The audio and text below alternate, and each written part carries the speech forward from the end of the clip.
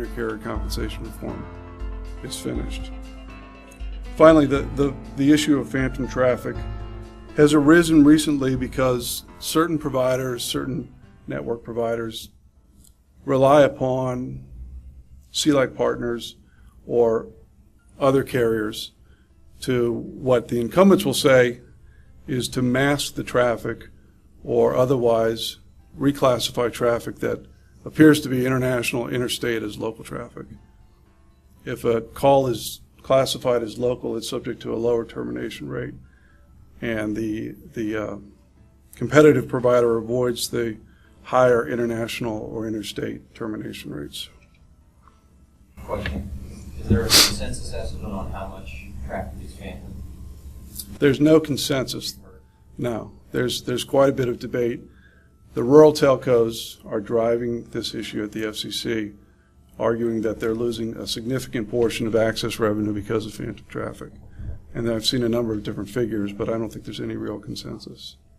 And on that previous slide, so there was the Missoula plan of 2006. Do you consider that dead and gone?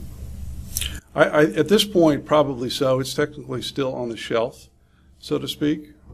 In a couple slides coming up, I'm going to talk about a potential new proposal from some of the main carriers that supported the Missoula plan, AT&T, Level 3, Global Crossing. But at this point, the FCC hasn't done anything with respect to the Missoula plan.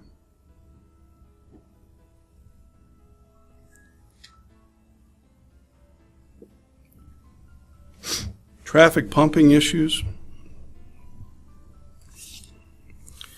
This has been an interesting debate. A number of small rural telecoms in Iowa and a number of rural states have been looking for ways to enhance their revenues. And they've come up with the idea of partnering with conference call companies, other applications providers, who have found a way to aggregate traffic, pushing traffic to these small rural telco networks. That, as a result, largely the traffic is deemed interstate, intrastate, or long distance or toll in some way. This increase in traffic volume has resulted in a huge escalation in terminating access revenue for many of these small rural telecoms. And the large long distance companies, AT&T, Sprint, and Qwest, have been fighting back at the FCC and in the courts, arguing that these traffic pumping or traffic aggregation schemes are illegal. Because the argument the customers aren't actually in rural Iowa for some of the, say, free conference calls and things like that. I mean, this is taking advantage of a gray area of the intercarrier compensation rules. Absolutely. It does. And the problem is there are many gray areas. Maybe that's a problem, maybe that's an opportunity. Depends on how you look at it. Interestingly, the FCC has dealt with one of these disputes in a dispute between Qwest Telephone and Farmers Mutual Telephone Company. And in it they found that the rural telecom, Farmers, was not entitled to collect certain access charge revenue. At the same time, they did not say that the particular traffic aggregation or pumping arrangement at issue was unreasonable or unlawful. So, although the FCC certainly probably doesn't favor these arrangements, they have yet to specifically prohibit them, and I'm not sure they have a way to actually deem these arrangements unlawful. Question about that. As a result of that, I don't know what you call it, a ruling or resolution, have these arrangements increased? Have they been increasing over, say, the past year or 18 months? Or I don't have any specific data on that other than reading the press and watching dockets at the FCC and in several courts. I suspect it is growing. At the same time, the litigation is growing as well.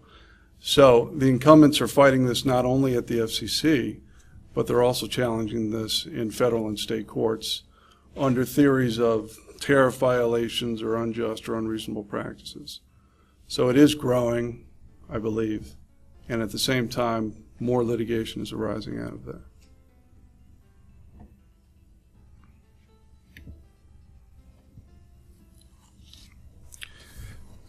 One area that folks don't often consider to be an intercarrier compensation issue per se is universal service funding. And as noted before, it's a form of indirect intercarrier compensation. Recently, the FCC has announced its intent to deal with a problem in the fund, and that is the fund has been growing dramatically over the last 5 years or so. One reason is that competitive carriers are now entering these rural markets and competing directly with the rural telephone companies, the incumbents, and at the same time also receiving subsidies through the Universal Service Fund. Interestingly, they don't receive subsidies based upon their own costs, but instead receive them based upon the revenues and costs of the incumbent carrier in that area. Looking ahead, the FCC has said, if we engage in intercarrier compensation reform, we are likely going to have to bring down rural telco access rates. And if we bring down those rates, rural telco revenue will decrease quite dramatically. We therefore expect that those rural telcos will seek to offset that revenue decline through increases in universal service funding. If that happens, at the same time, the competitors operating in these areas would also receive an increase in funding, because that's how the system works today. So the FCC solution, Chairman Martin, probably no friend to most competitors, proposed a cap on funding to the competitors receiving support for this high-cost fund.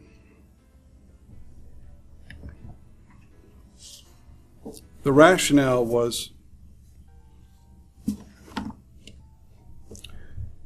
again, tied to the fact that rural telco revenue from access charges is a significant percentage of overall revenue. Any comprehensive reform that brings down those revenues would likely result in rural telcos seeking higher universal service subsidies. So from the FCC's perspective, capping the universal service fund, and specifically the high-cost fund that competitors are able to draw from, will allow these rural telcos to offset this lost revenue with increases in the universal service funding. And at the same time, it's going to prevent the competitors from receiving additional USF support. Kind of an arcane back and forth notion of who wins and who loses. Probably not what we want our federal regulators to be doing, picking winners. But it's probably critical in one facet, and that is that it signals that the FCC may in fact be using this decision as a first step towards comprehensive reform. And it certainly suggests that they are thinking seriously about doing something with respect to rural access. When you're saying rural telco in this example, do you mean the carrier of last resort in that area? It's usually one and the same, right? Well, I'm familiar with a couple of areas that we're involved in where there's two rural telcos. Neither one of them, who's the competitor, who's not, they've both been there for 20 years. One of them is the carrier of last resort. I was wondering if they would win, for lack of a better term, the rural title as not being capped. I'm not sure that that's indicative of who would win in this particular arrangement. I think both likely receive significant USF subsidies. Yeah, and that's the thing is the carrier of last resort in this area is Embark. It was, I can't remember which competitor, it was Sprint. Right. And the other telco is also a rural telco. It's been there forever. It was part of the Power Co-op 30 years ago, blah, blah, blah. In that example, Embark is unlikely to be damaged by any particular Embark. However, the other telco is likely to be damaged if those access rates were cut. They would be the ones really lobbying for higher USF charges to offset that. But because of the way it was, United, or the Embark company now, was there longer. They are the carrier of last resort. So I'm just curious. So you don't know if that's necessarily true. Yeah, I'm not sure how that would play into this particular question. I would suggest, though, that Embark might be impacted just as much as the other rural carrier. Well, true, yeah, because I mean, they're the ones that are setting, working with PUC to set those access units off. Right. But.